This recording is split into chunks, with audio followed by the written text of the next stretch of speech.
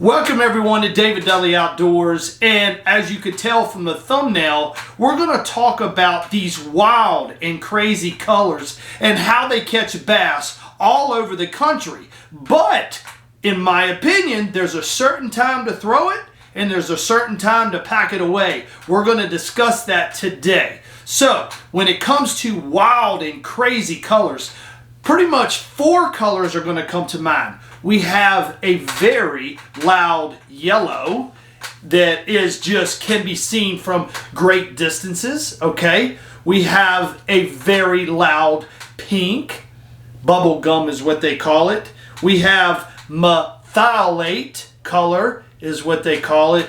And we have like a sherbet orange is what they call it. All of these are wild and crazy colors. So let's talk about this. Have you ever seen something swimming in the water of any of these colors? No, we haven't. And I always like to talk about fishing, and when it comes to selecting fishing lures for bass, I want to talk about this. Curiosity killed the what? Cat, right? We kind of can agree on that old statement that it gets you in trouble.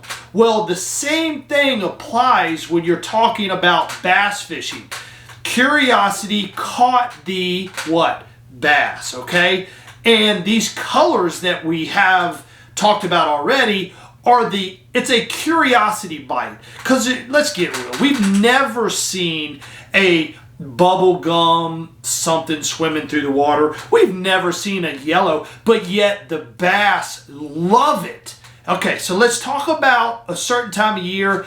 We're going to talk about how to rig it. How do you even throw a wild looking color like this? Okay, so when is the best time to throw these colors? And there's two techniques we're going to talk about. One is going to be the floating worm style, which is a Texas rig, no weight.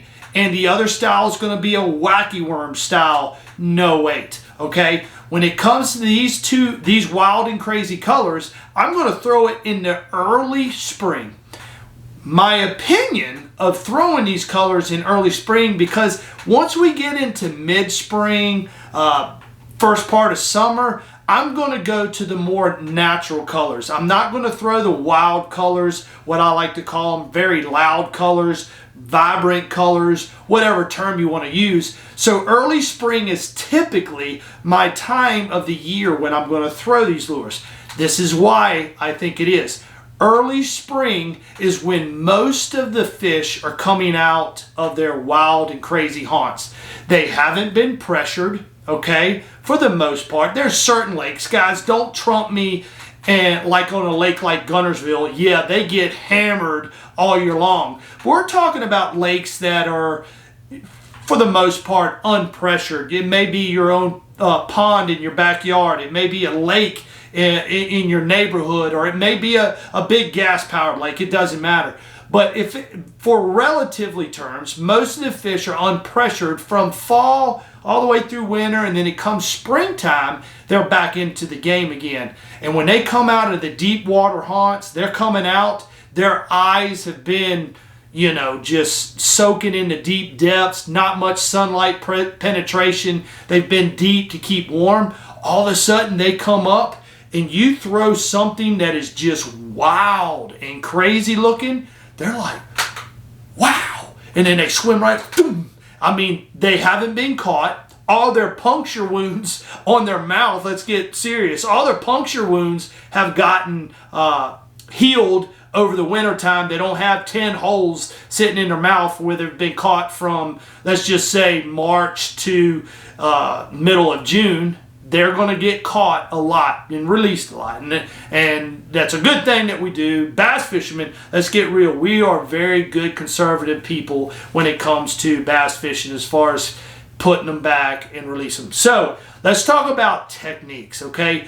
How am I going to rig it? What rods, what line, what reel? What is the best way to use these vibrant colors to catch a lot of bass? And I'm going to tell you right now, you can catch a lot of big bass using this technique with wild, crazy colors. So when I refer to a floating worm, I'm simply referring to a worm that is a straight tail worm, this is a zoom trick worm, you're just going to rig it Texas style, weedless, okay? You're just simply going to use it as a weedless hook. The hook is going to be the only weight that you're going to use. So when you throw it out, once it hits the water, I'm going to wait 3 to 4 seconds, give it a chance to get down, and I'm simply going to go pop, pop, twitch it twice, let it fall.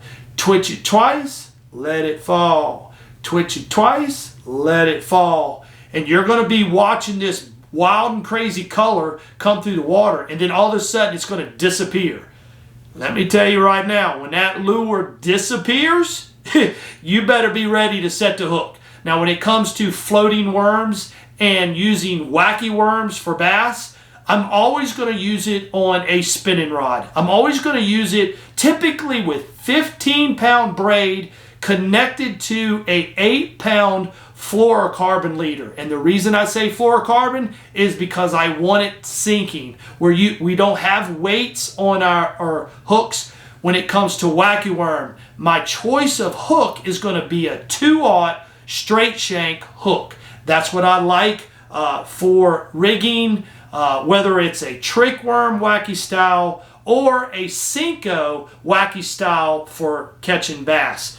Wild and crazy colors have their time. They do. I can remember stories of me going to a lake. It was early spring, just like I was talking about, and I was throwing the natural colors, just natural, and I was getting bit. And this is when the light bulb went off. And I was going around the bushes. There was water all up in the bushes, and I picked up a bubblegum Cinco, and it was like I entered a whole nother lake. Like I went from, skipping around trees and laydowns in bushes for bass to like maybe every third or fourth bush I was getting bit on, to all of a sudden, like it's like every other bush. There were that many bass around me, and it was simply the color selection of using a vibrant color for catching bass. I know these lures are,